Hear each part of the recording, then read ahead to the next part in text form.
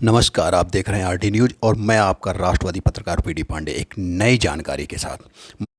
पहले भाग में बताया था आपको कि कैसे कोई घटना हो जाए आपके साथ सिलेंडर के माध्यम से तो कैसे उसका बीमा क्लेम लेना है, कैसे दावा करना है। उसके नेक्स्ट भाग में आपको बताते हैं कि कहीं आप जिस सिलेंडर में आपके किचन में खाना बन रहा है वो बम का काम तो नहीं कर रहा है, वो विस्फोटक तो नहीं हो जा रहा है, कहीं वो एक्सपायरी तो नहीं है।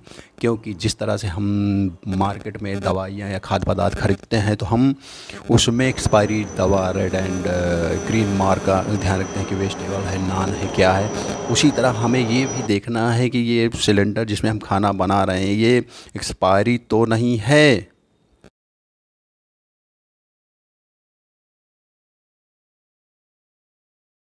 एक्सपायरी सिलेंडर की पहचान करने के लिए हमें क्या करना होगा? जैसे ही हमारे घर सिलेंडर आता है या सिलेंडर लेने हम जाते हैं तो हमको सबसे सर्वप्रथम उसमें देखना है। सबसे पहले हम ये देखते हैं कि उसका वज़न कम या ज़्यादा है या उसमें लीकेज तो नहीं है। क्योंकि सारे लोग अधिकांश अमूमन यही करते हैं कि वो सर्वप्रथम वज़न पर उनका ध्यान होता है, उसका लीकेज पर ध्यान होता है, लेकिन उनको ये पता नहीं होता कि जिस सिलेंडर को हम ले रहे हैं वो एक्सपायरी भी हो सकता है और वो विस्फोटक भी हो सकता है। इसलिए सर्वप्रथम जब आप सिलेंडर लें तो उसमें जहाँ सिलेंडर के ऊपरी भाग में आपका रेगुलेटर लगता है वहीं एक ABCD करके ऐसे कोड वर्ड में शब्द लिखे होते हैं। उन कोड वर्ड को हमको देखना है और कोड वर्ड की से हमको पहचान करना है कि किस कोड वर्ड में क्या शब्द आ रहे हैं। ABCD के माध्यम से होता है। ए में आपका जनवरी, फरवरी, मार्च, अप्रैल महीने होते हैं। बी में मई, जून,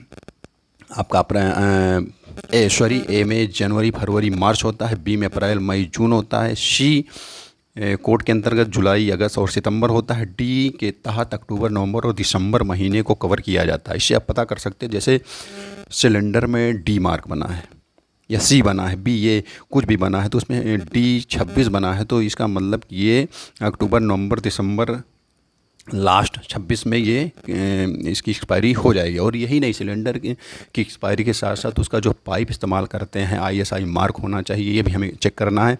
और सिलेंडर का पाइप भी एक्सपायरी होता है, ये शायद ही कम, जैसे सिलेंडर एक्सपायरी होता है ये जानकारी नहीं होती, सर पाइप भी एक्सपायरी होता है ये भी हमको जानकारी नहीं होती। पाइप की एक्सपायरी डेट भी हमको चेक करना होता है और पाइप की एक्सपायरी डेट 18 से 24 माह होती है।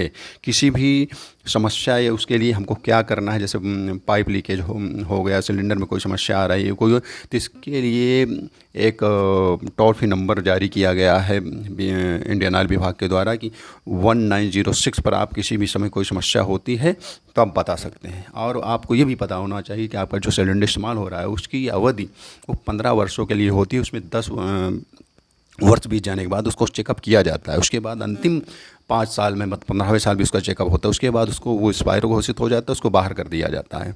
इसलिए इन सब चीज़ों को हमको ध्यान रखना है जिससे हम सुरक्षित रह सकें।